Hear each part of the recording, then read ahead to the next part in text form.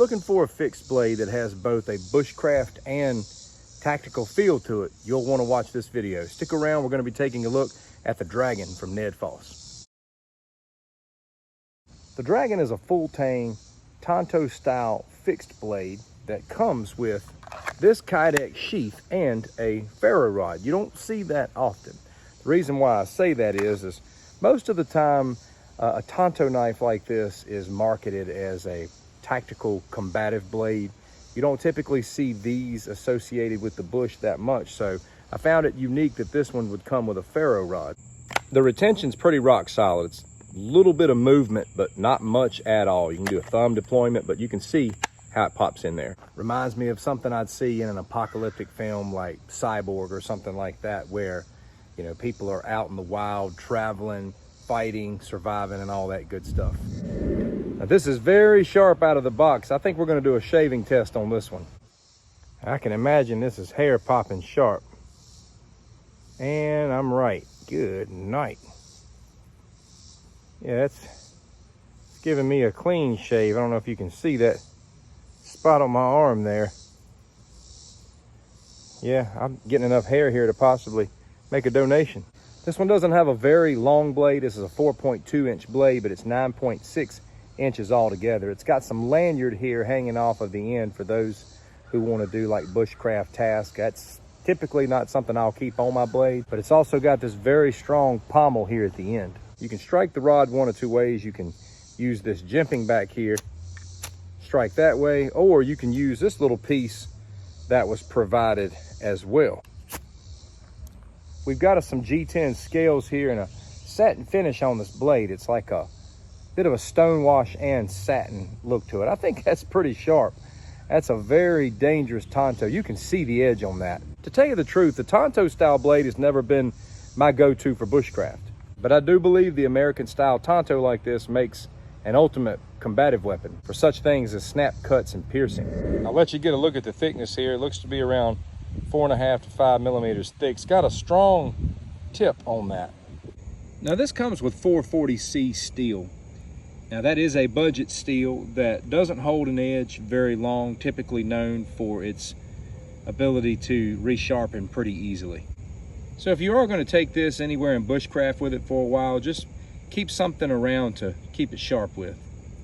It's got a pretty good sized finger choil here and a good place to start sharpening at. And I don't find Tanto blades very hard to sharpen. I personally use a little bit more of a durable steel than 440C if I'm going to be out doing a lot of bushcrafting, but as far as like carrying this for a defense blade, I think that's perfectly fine. I'm going to throw this. I want you to see the penetrating power. Threw it at this flat side of the target. I just wanted to show how well these things cut in and penetrate. These shorter knives are actually a lot harder to throw, in my opinion. Let's do a no spin. Good hand protection. As you can tell, this thing right here has got a lot of tang hanging off the end. And I know a lot of you have told me that you like that full tang. And that tang, thick, top to bottom. If you do happen to get into a showdown with the Dragon, can you imagine that corner catching on that snout? I've heard a lot of people over time arguing over knife combatives as far as which was the most effective way to hold and wield. Honestly, you get the right blade, it's methods that are effective in both positions. I'm gonna do a tip test on this one because it's marketed as both tactical and bushcraft with the ferro rod. And out in the bush, you may have to pry things. You may have to pry a can open, pry something open.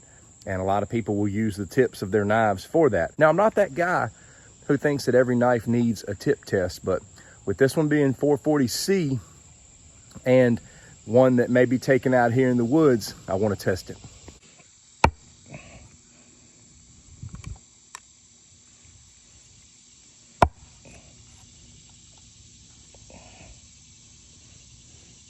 So far, so good. It's just reasonable tip testing.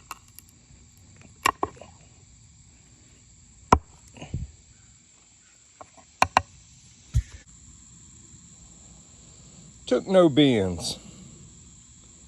So good strong tip on this 440C blade. A little sharp blade like this is gonna cut in when you need to carve. And it's a pretty hard piece of wood, and we're cutting in on it.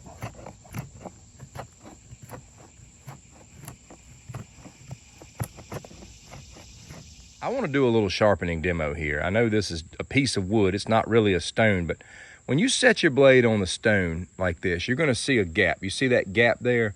Just simply close that gap. Don't lift it up too high. Just close the gap just like that, and then pull this way. It's the same here. When you set your blade on the stone, you're going to see a gap. Close the gap and drag it down. Just do it an equal amount of times on each side on the gritty end of the whetstone, and then turn it over and take it a few times on the finer side and just test your sharpness. People have asked me about doing sharpening tutorials, and I'm not a sharpening pro. I'm mostly a whetstone guy. From time to time, I'll use like a little carbide field sharpener for something that's inexpensive out in the field, just a little inexpensive pocket knife. But sharpening is one of those areas where you're going to get a million different opinions and viewpoints. But if you learn to use a whetstone, man, it's really hard to beat. And there's just good old-fashioned stropping with a leather belt. I will say, though, I have been wanting to try out the tumbler sharpener. You've probably seen advertisements. That looks like a great sharpener. I even reached out to them about sending me one, and they have not responded back to me yet. But I'm going to be possibly doing a review on a sharpening system like that very soon. So what are my thoughts on the Dragon from NedFoss? It's a very aggressive American Tanto blade shape, really sharp. For those who do want the Tanto style blade with them all the time, this is a great option to even take out into the bush. It's got the ferro rod already there with you. It's compact, handheld. It's not too big to carry around either. This should be easy to keep sharp with that choil there, that straight edge, and then this straight edge. And, you know, again, 440C may take its bumps and bruises, but if you keep it maintenance, you'll always have a good sharp knife. I want to close by saying that I really like the NedFoss product line for budget blades. I think they put a lot of thought and originality into their designs. They're just those designs that shoot right down the middle that look great. There's one particular Bushcraft blade they make that's like a harpoon style blade that is awesome. I don't think it has a name. It's just called a Bushcraft blade. If you like search NedFoss Bushcraft, you'll probably see that pop up in Amazon. It's a popular seller there. You can get it in different color handles and such, but it's a harpoon looking blade, like I said, and it looks really great. They've also got this combat knife called the Phoenix, which looks fabulous. It's a fabulous combat knife. It's got a beautiful shape and design to it. I hope to review that one pretty soon as well.